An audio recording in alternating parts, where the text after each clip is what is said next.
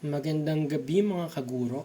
Ngayon tuturuan ko kayo kung paano mag-install ng Microsoft 365 gamit lamang ang ating DepEd email. Okay, so gagawin lang natin, click lang natin yung Mozilla. Try lang natin, Google muna. Then type lang natin yung office.com. Okay, so ayan. Microsoft 365 login.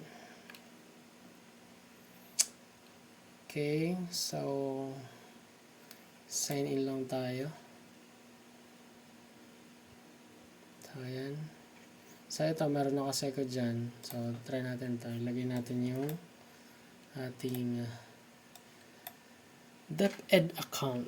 So, yan. Dot, siyempre apelido, at deped.gov.ph. Okay, click lang natin yung next. So, for those po na bago pa lang dito sa pag-login dito sa office.com. So, pag ginamit nyo yung DepEd email ninyo, so most likely hindi siya magla-login. So, ang kailangan nyo munang gawin is click nyo lang yung forgot password. Okay? So, dito sa taas yung DepEd email nyo and copy lang natin tong dito characters na makikita nyo. Okay, click nyo lang yung next. Tapos, click nyo yung email para mabigyan kayo ng verification code na masasend doon sa email address nyo. So, okay lang yan kasi ang ilalagay na natin dito is password nyo para sa Microsoft 365 lang. Hindi naman para dun sa email nyo. Okay. Okay, so nag-send na siya. So, check nyo lang doon sa open nyo lang. Check nyo lang doon sa email nyo. So, naglalagin muna ako kasi di pala ako nakalagin. So, nandito na. Mare-receive nyo. Meron dyang code. Okay, copy nyo lang siya. Lagay nyo lang doon sa okay. Type nyo lang. Tapos, next. So, dito, maglalagay na kayo ng bagong password. So, ito para sa 365 account naman to. So, ako ilalagay ko. So, dapat meron siyang capital letter. Small. So, at least 8 to 256 characters. So, combination siya ng uppercase, lowercase letters, numbers, and symbols. Okay. So, ito sa akin.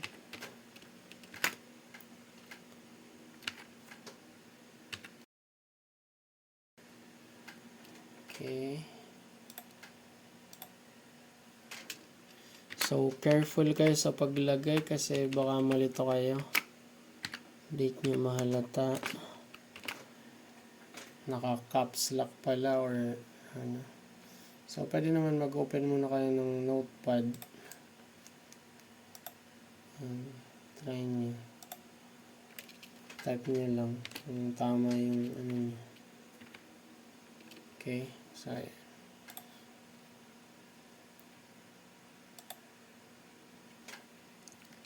So, dapat pareho siya, no? Kasi pag hindi pareho, hindi siya okay, click lang natin, finish. Hindi siya magpo-push through pag mali, hindi magkapareho. Okay, so pwede nyo naman click yung show password para mailista nyo kung tama talaga yung na ilagay. So hindi ko muna siya isi-save. Not now. So, pag lumabas na yung ganito, okay na siya, na-reset na. Pero yung na-reset nito is, ano lang to ha, para sa DepEd 365. Iba naman yung sa email nyo pa rin. So, click here. So, ayan. Kung hindi pa nakasave dito, syempre mag-enter kayo niyan. Lagyan nyo lang yung DepEd email nyo, username, tapos next. So, ilalagay nyo na yung password nyo. So, yung nilagay nyo kanina. And click sign in. Okay, tapos pag lumabas yung ganito, more information required, click nyo lang next. So, pag lumabas yung ganyan, so, pwede kayong mag-set nitong Microsoft Authenticator kung gusto nyo. Pero, for the meantime, skip ko muna siya. Tapos, stay signed in. So, yes ka na siya. So, ayan. So, dito nalalabas yung inyong dashboard. So, dyan sa taas, makikita nyo yung DepEd account ninyo. So, dito sa left-hand side, may nakalagay Microsoft 365 and DepEd logo. So, yan. Patunay na na talaga. Naka Microsoft 365 na kayo. Na-open nyo na. So, dito, dyan yung Outlook, and dyan yung Teams, Word, Excel. So, kung gusto nyo online kayo gagawa. Pero kung gusto nyo mag-install, na dito naman yung option. Okay? Install and more. So, click nyo lang yung Install Microsoft 365 apps. Click nyo lang siya. Tapos yan, click next. Okay, skip lang ulit. So, may lalabas na ganitong option sa Office apps and devices. So, you can install Office up to 5 PCs or computers. Pwedeng Mac, pwedeng 5 tablet, or 5 smartphones. So, yan kagandahan ng Microsoft 365 natin sa DepEd. Install Office. So, libre siya. So, ako kasi meron akong internet download manager, kaya click nyo lang yung start download. Click nyo yung start download. Sa inyo, dyan yan sa right side kung wala kayong download manager. Click nyo lang double click nyo lang yung file. So, open lang yung file.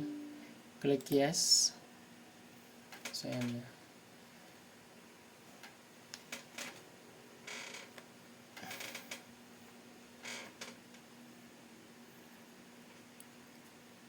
Nag-install na siya. So, mas maganda kung nakakonect kayo sa Wi-Fi para mabilis.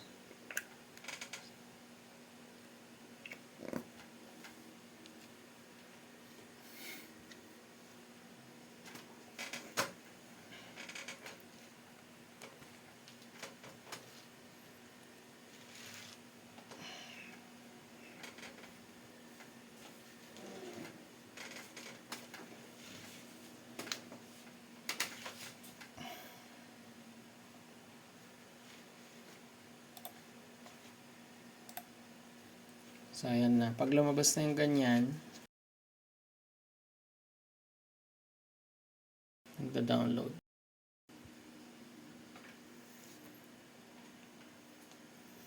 Okay, you're all set. The Microsoft 365 and Office apps are installed in your computer. Click lang natin yung close. Mag-open lang natin yung Word. Ayan. Or dito sa all apps. Makita nyo na nandiyan na yung Access, Excel, Microsoft Teams, OneNote, Outlook, PowerPoint, and of course yung Word. So, click natin tong Word. So, ayan. Mag-open siya for the first time. Natin yung Word. So, ayan. Mag-open siya for the first time. Click lang natin yung sign in. And loading. Lagay lang natin yung username natin.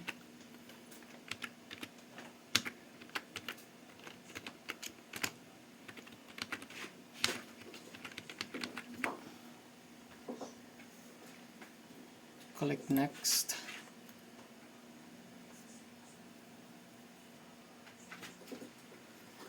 course password.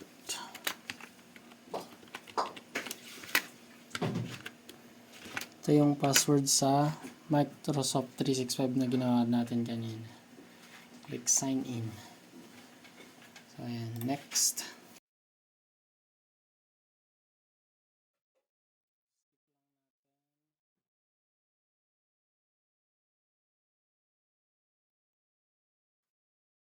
Then, as you can see, nandito na yung DepEd account natin. Microsoft 365 and nagkaroon siya ng design dito. And to check, click lang natin yung account. So ayan, makikita nyo na Microsoft 365 apps for enterprise. So ayan, andyan na lahat ng features and updated siya. So ayan, hindi na siya mag-expire. So ayan. So ayan yung Word. So Excel. So ayan na, naka-sign in na tayo. So ayan.